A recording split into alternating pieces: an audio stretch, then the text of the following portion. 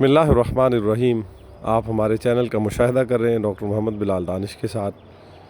आज हमने एक इंतहाई अहम मौजू इख्तियार किया है और मुद्दत से मेरे जहन का, मेरी फ़िक्र और सोच का हिस्सा रहा है, लेकिन मैं ख़ुद बड़ा इसको निभाने से कासिर रहा हूँ और इसके अमली पहलू तो हमेशा ही मेरी नज़र में बहुत मुश्किल से कहीं नज़र आते हैं। तो हमारा जो मौजू है वो है इस्लामी निज़ाम तरबियत। और सबसे पहले हम ये देखेंगे कि तरबियत का जो लफ्ज़ है ये इसका क्या मतलब है और क्या इसके मानी और मफ़हूम है।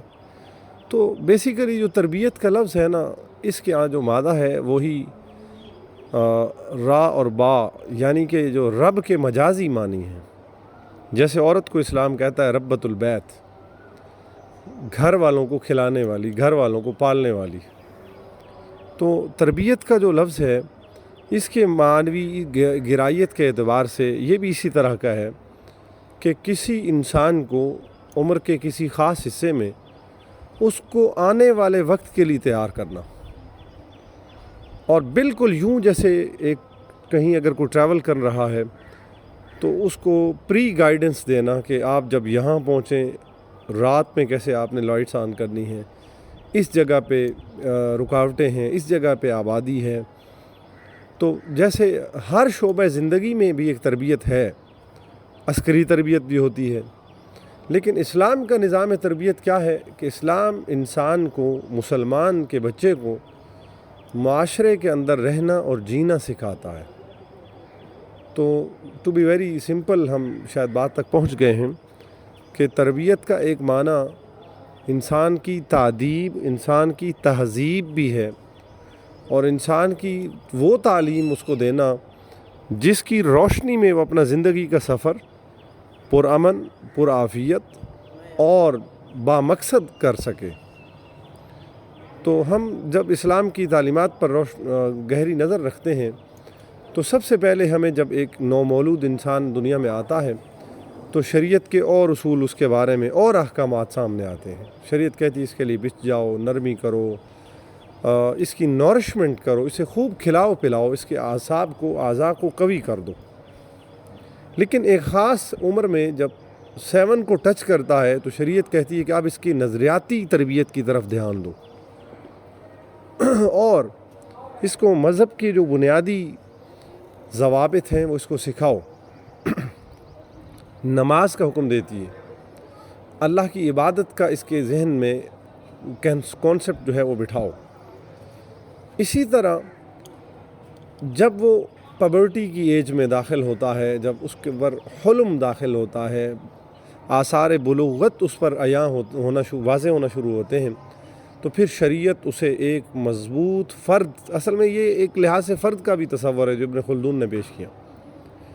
तो अब शरीयत और ज़्यादा मोहतात हो जाती है और उसकी तरबियत के हवाले से नफासत का मुज़ाहरा करने की बजाय उस पर ज़िम्मेदारियाँ उसके जनाहैन पे डालती है।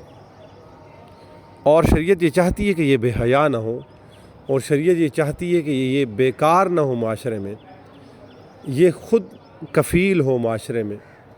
और शरीयत उसको उसकी मईशत, माशरत के वो उसूल सिखाती है जिसमें ख़ुददारियत हो, उसे उसकी डिपेंडेंसी को जो है ना अब इंडिपेंडेंसी में बदलना चाहती है। इसलिए इस्लाम का जो फ़लसफ़ा तरबियत है, निज़ाम तरबियत है, वो जो जवानों को और नौजवानों को वर्किंग पे उकसाता है और उनकी बेकारियत पर सख्त कदम लगाता है और उनको डांटता है। मुझे अल्लामा इकबाल मरहूम याद आ रहे हैं जिन्होंने बेतरबियत तबके को जब देखा, नौजवानों को, और ये जो वालिदैन जब बेतरबियत किसी को छोड़ देते हैं बहुत रिस्की काम है।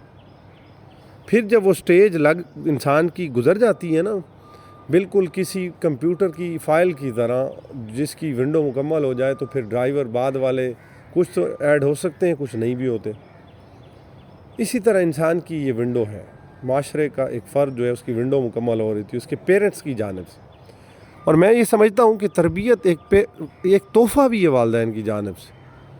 वालिदैन ने अगर उसको सब्र सिखा दिया, कैफ़ियत गम में, कैफ़ियत मुश्किलात में, और वालिदैन ने अगर उसको शुक्र सिखा दिया नेमतों की फरावानी में, اور والدین نے اگر اس کو حیا میں مضبوطی دے دی تنہائیوں میں اور دیگر رشتوں کے بارے میں، اور والدین نے اگر اس کے اخلاق درست کر دیے، اس کا کلام درست کر دیا، اسے صحیح راہ راست والا بنا دیا، تو یہ بہت بڑا ایڈیشن ہے اس کے پیرنٹس کی جانب سے، جس کا اسے عمر بھر شکر گزار رہنا چاہیے۔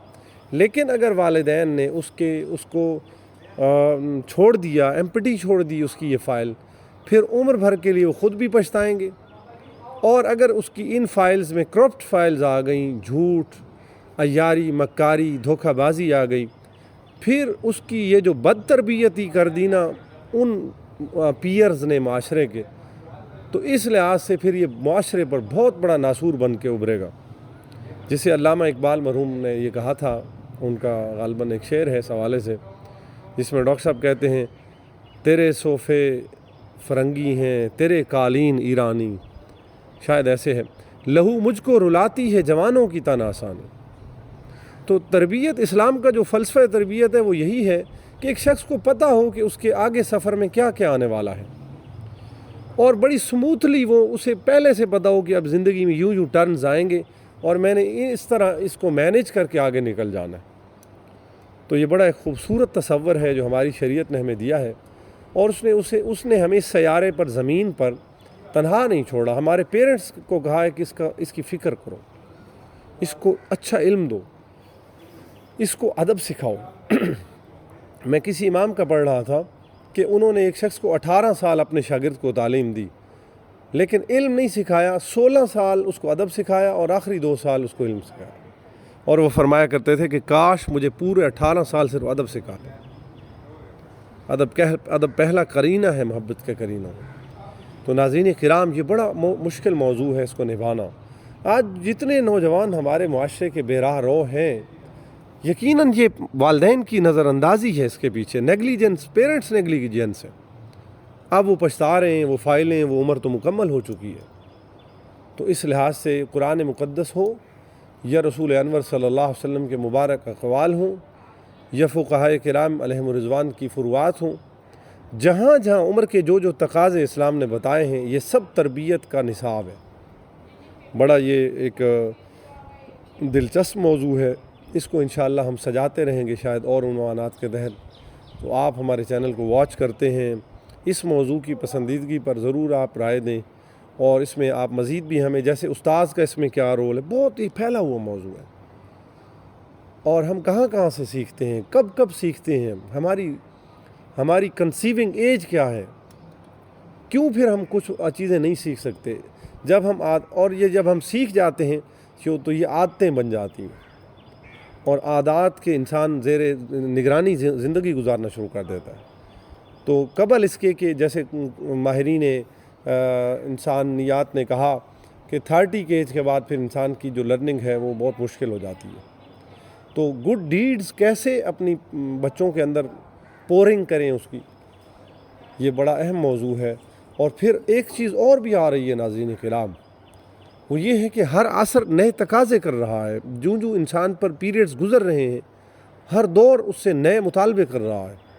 تو ہمیں دیکھنا ہوگا کہ ہم اپنے بچوں کو کسی بھی فارم میں وہ ہے کیسے نئے تقاضوں کے تحت ان کی تربیت کریں، اور کیسے ان کو نئے فتنوں سے محفوظ کریں، اور پھر پورے ایک معاشرے کا ہمارا جو امیج ہے اس کو مد نظر رکھ کر ہمیں لوگوں کو تیار کرنا ہوگا۔ یہ استاذ کی ذمہ داری بھی ہے۔ ہمارے چینل میں جو ٹیچرز ہیں، ہمارے کولیگز ہیں، میرے اگر محترم اساتذہ ہیں، ان کو تو میں یہ نہیں کہہ سکتا، ہم ان کی خود تربیت یافتہ ہیں۔ تو برکیف انسان کے محسن ہوتے ہیں وہ لوگ جو اس کو سکھاتے ہیں، سدھارتے ہیں، اس کی تہذیب اور تکمیل کرتے ہیں۔ تو آج کا موضوع ہمارا چونکہ اسلامی فلسفہ تربیت تھا، کوشش کی میں نے 2 4 5 7 منٹ کے اندر۔ بہت شکریہ، آپ ہمیں سنتے ہیں اور دیکھتے ہیں۔ امید کرتا ہوں کہ کچھ نئی باتیں، کچھ نئے دریچے کھلے ہوں گے آپ کے ذہن پر۔ بارک اللہ لی ولکم، استغفر اللہ لی ولکم، اقول قولی ھذا لنا واستغفر لکم۔ اللہ تعالی ہم سب کو اپنی اولادوں کی تربیت کی توفیق دے، ہمارے اندر جو کمیاں کوتاہیاں ہیں ہمیں خود بھی اپنے آپ کو ریسیٹ کرنے کی توفیق دے۔ بہت شکریہ آپ سب کا، ہمارا چینل دیکھتے رہیں۔ بہت ضروری ہے ہمیں کہ ہمیں پورا ٹائم واچ کریں آپ، اور آپ کا شکریہ ہوگا اس حوالے سے خصوصی۔ جزا اللہ عنا محمد صلی اللہ علیہ وسلم. بہت شکریہ. السلام علیکم.